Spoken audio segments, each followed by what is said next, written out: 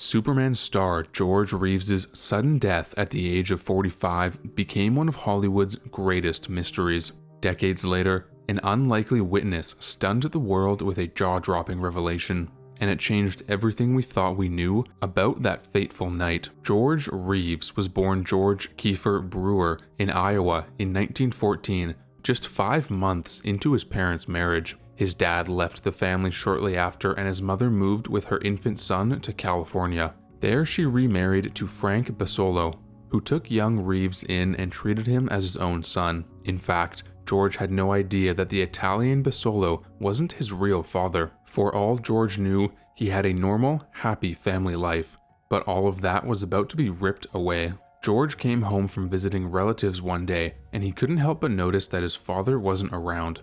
Eventually, Reeves' mother broke the devastating news. Frank had taken his own life. Of course, the boy was distraught, but what he didn't realize was his mom was hiding a cruel secret. She was lying. They'd simply gotten a divorce, and Reeves would only discover the truth years later. Teenage Reeves and his mother were cleaning up the attic one day when he found a photograph of a handsome young guy. He asked his mother about it, and before she could think to lie, she revealed the truth.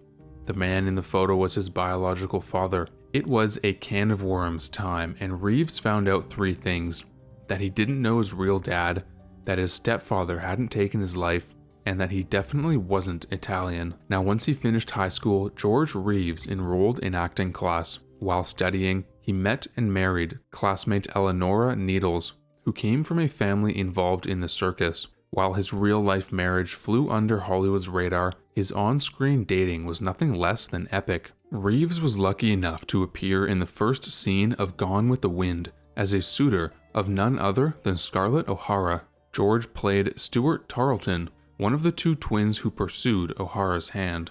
You could be forgiven if you didn't recognize him though.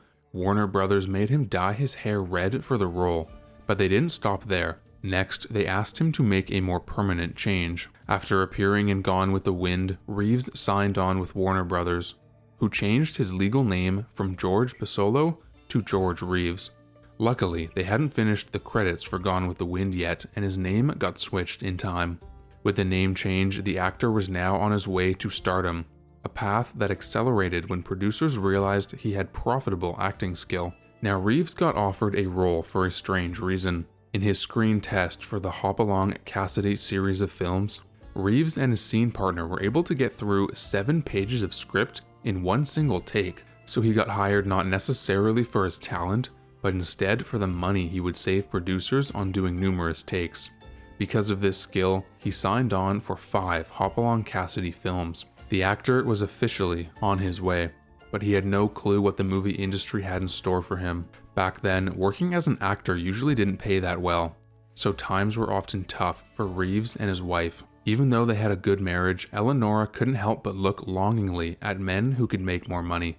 The cracks started to show, and then when one of Reeves' investments lost some cash, his wife called it quits, and she acted with lightning speed. Eleonora took a long look at her husband and saw that Reeves was not only a poor earner, but also not great at investing the little money he did have.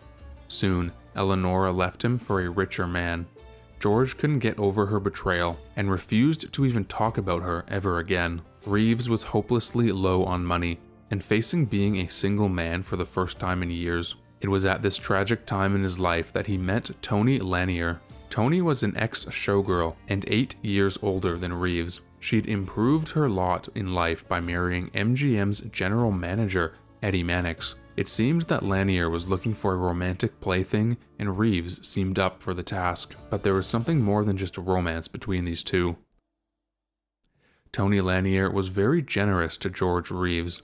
No gift was too big for her man. She bought him vacations, furniture, cars, and even a house. Could it be that the future Man of Steel relied on a purse lined with cash? Having a sugar mama was great, but where exactly was all that money coming from? Lanier's husband, Eddie Mannix, was actually aware of his wife's affair with Reeves. In fact, he condoned it. But this didn't mean that Eddie was a good person to have on Reeves' bad side. First off, he was a Hollywood executive, which could have a negative influence on the actor's career. The second reason was one that could prove fatal, even for Superman. Reeves' girlfriend's husband worked for the MGM as a fixer. Basically, Eddie Mannix made the bad things go away when stars got in trouble. To do this, he often had to work with people in the mob. So even though Mannix was okay with Reeves fooling around with his wife, he was a dangerous man to have around. The minute something went wrong, the whole twisted situation could blow up in Reeves' face, and it soon would. Now, film roles started drying up for Reeves, and he soon had to consider roles on TV. Reeves quickly got an offer to play comic strip hero Superman. Today, that would have been the chance of a lifetime, but back then, not so much. Most artists still viewed television as the inferior medium to the big screen. So Reeves hesitated, but even with Lanier's money, times were tough, so Reeves reluctantly agreed to appear as the lead character in The Adventures of Superman. Reeves got the role of Superman in part because he looked similar to the comic book hero. Thanks to some time spent boxing in his youth, Reeves cut a mean figure, but it wasn't enough for his producers. Showrunners apparently thought their Superman needed to look a little extra buff, so they stuffed Reeves' costume with padding to make his chest worthy of the S. Even though it wasn't the most glamorous gig, Reeves knew that young fans looked up to Superman, and he took his position as a role model seriously. This means he was always aware of his behavior when he was around fans, which was almost all the time. Reeves only smoked out of eyeshot of fans and eventually quit the habit, all for the show. But what about his unconventional love life? That was his biggest secret. Now that Reeves was a celebrity, he was careful to keep his relationship with Tony Lanier a secret. How would it look to fans if they knew that their beloved Superman was a kept man, fooling around with a married ex-showgirl? And his connections to the mob wouldn't do him any favors either. Reeves was obsessed with pleasing his young fans, and to him, Tony didn't fit in with his image. But once The Adventures of Superman was on the air, the public went wild for Reeves. It wasn't just the kids who saw him that way. Before becoming Superman, Reeves had a supporting role in Best Picture Oscar winner From Here to Eternity. The film came out after The Adventures of Superman had started airing, so audiences watching the prestige film were constantly shouting, "There's Superman," whenever Reeves would come on screen. The character of Superman was now making it almost impossible for Reeves to play other roles, and it started to take its toll. All this time, Reeves had been carrying on his affair with married and rich Tony Lanier, but he eventually reached his breaking point. Reeves was finally through with keeping his love life from public eye and with being a kept man. He dropped Tony in 1958 and looked for romance elsewhere. We'll soon see why dumping Tony and finding a new girl was the beginning of the end for Reeves. Reeves became engaged almost immediately after breaking it off with Lanier. His fiancée was American socialite Leonore Lemon, who had quite the past. Before Reeves, she'd married a penniless Vanderbilt for all of 8 days, then moved on to another quick marriage to a musician. Many people called her a party girl and a gold digger, although there wasn't much gold to mine when it came to Reeves. After his breakup with Lanier, Reeves' life took a twisted turn. First, there were the predictable silent phone calls, but things got scary when someone abducted Reeves' beloved dog. Reeves could bet money, if he had any, that it was Lanier, but he had no proof. Things were getting pretty bad for George, and they were about to get much worse. George was driving his car one day when he got into a terrible car accident. His memory of the frightening incident wasn't great, but he did recall that he was unable to stop his car in time before impact. Reeves survived the crash with minor injuries and took his car to the repair shop.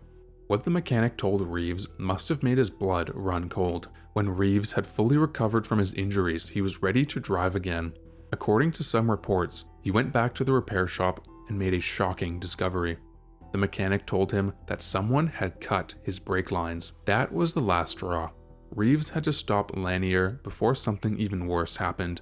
But would he be able to do it in time? Reeves couldn't prove that Lanier was behind the phone calls, dog kidnapping, and cut brake lines, but he had to do something. He managed to convince authorities that Lanier was a threat, and he took out a restraining order against her. Tensions were running high in the days leading to Reeves' wedding to his party girl fiancée Leonore Lemon. Reeves managed to keep Lanier out of the picture with a restraining order, but was Lanier going to give up so easily? And what about her mob-connected husband, Eddie Mannix?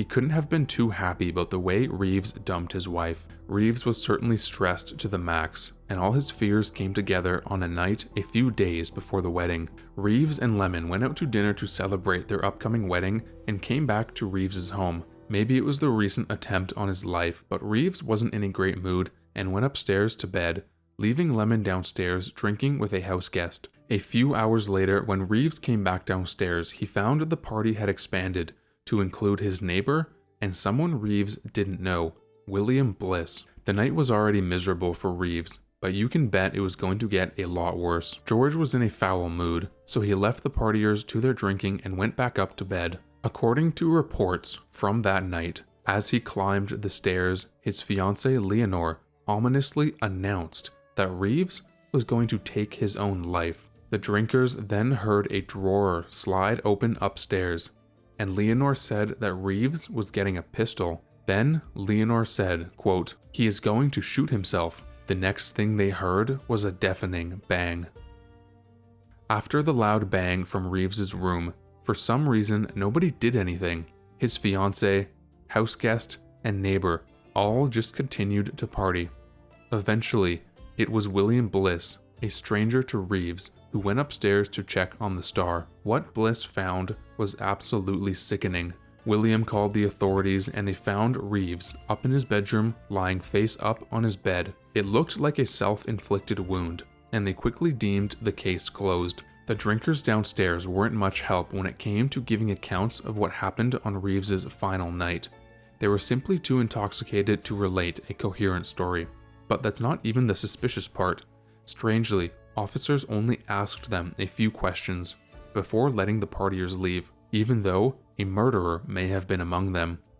And that wasn't the only gaping hole in this investigation. There were more than a few odd occurrences that implicated the authorities in a cover-up of Reeves's murder. It seemed that nothing was normal about this case, but was it due to human error or something more sinister? For some reason, detectives working on the Reeves case didn't find it strange that there were bullet holes in the walls around his house. They seemed to simply believe Reeves's fiancée's outrageous statement that she had previously shot at George during an argument, but there were even more incriminating points against Leonore. Reeves's home had a seal on it like any murder scene would, but somehow officers allowed Reeves's fiancée to break the seal and walk on in. Leonore not only entered their house, but managed to leave with $4,000 in traveler's checks. When officers asked, Leonore said Reeves had gotten them for their honeymoon, though no one else could corroborate her story. She then took off to New York and never returned. There's more than one theory that points Reeves's demise from taking his own life to murder. Suspect number 1 is Lanier's husband, Eddie Mannix.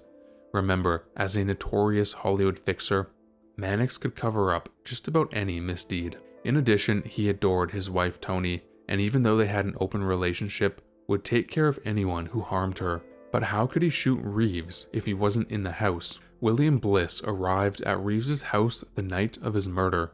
He had a very tenuous relationship with the drinkers downstairs and no tie to Reeves. Many speculate that William was at the house as a hired hitman, sent by Mannix to get back at Reeves for dumping his wife. Either William did it himself, or he distracted the drinkers while someone else did it for him. Suspect number 2 is Toni Lanier.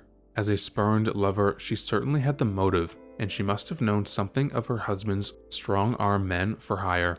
Also, Reeves had recently taken out a restraining order against her, maybe pushing her over the edge. Years later, the mysterious William Bliss, the stranger at the party, may have decided to come forward with a revealing story.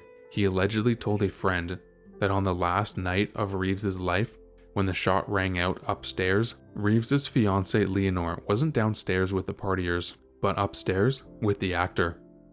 Right after they heard the shot, Leonore came down and said, quote, "I was down here. Tell them I was down here," quote. However, decades after Reeves's demise, there was yet another startling revelation. A Beverly Hills publicist told tabloid TV show Extra in 1999 that he had witnessed a confession. Toni Lanier was close to the end of her life, and she was afraid of facing the devil for her sins. The publicist claims she told her priest that she arranged for Reeves's murder. In this version, his end was simple revenge. George had dumped the wrong girl.